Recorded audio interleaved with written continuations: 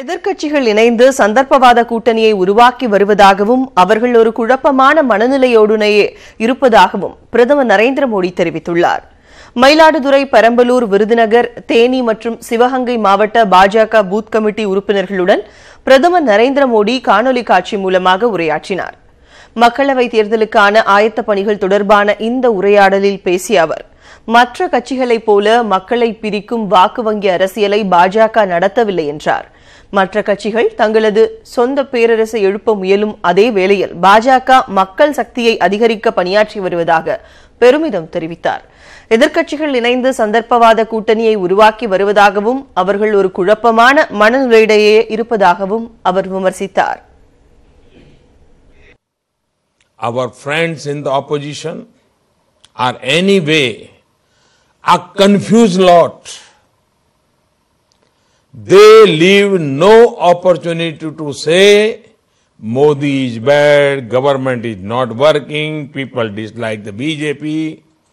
Yet, the first thing they do is make opportunist alliance with parties they dislike till recently and still do perhaps.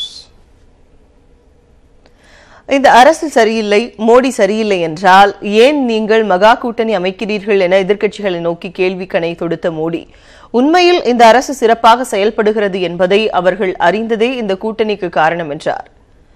தேனியிலிருந்து Rajesh என்ற உறுப்பினர் முதல் முறையாக வாக்களிப்பவர்களை கையாள்வது தொடர்பாக மோடியிடம் அறிவுரை கேட்டார். அதற்கு முதல் முறையாக வாக்களிப்பவர்களுக்கும் முன்னுரிமை கொடுங்கள் என பூத் கமிட்டி உறுப்பினர்களுக்கு அறிவுறுத்திய அவர், அவர்களுக்கான எதிர்பார்ப்பு என்னவாக இருக்கும் என்றும் பட்டியலிட்டார். First time voter is not interested in dynasty. He is interested in development. The first time voter is not interested in promises. He is interested in performance. The first time voter is not interested in drama. He is interested in delivery. விருதுநகரில் பாஜக தமிழக தலைவர் தமிழிசை பிரதமர் மோடியுடன் உரையாற்றினார். டெல்லியிலிருந்து எப்போது வந்தீர்கள் என தமிழிசையை நலம் விசாரித்த பிரதமர், பாஜகவினர் அனைவருக்கும் தமது உரையை அவர்களுக்கு புரியும்படி எளிய தமிழில் மொழிபெயர்த்து கூறுமாறு அறிவுறுத்தினார். தமிழ் மொழி பழமையான இனிமையான மொழி என்று கூறிய அவர், அந்த மொழியை பேசத் தெரியாத துரதிருஷ்டசாலி தான் என்றும் வேதனை தெரிவித்தார். And I am always fan of Tamil language. It's a so rich language, but I am unlucky that I can't speak. So I request, please translate it into the local language for the workers. இதேபோல் சிவகங்கையில் பாஜக தேசிய செயலாளர் ராஜா பிரதமர் நரேந்திர மோடியை வரவேற்று பேசியதுடன் பாஜக அரசின் சில சாதனைகளை பட்டியலிட்டு அதற்கு பிரதமருக்கு நன்றி கூறினார்.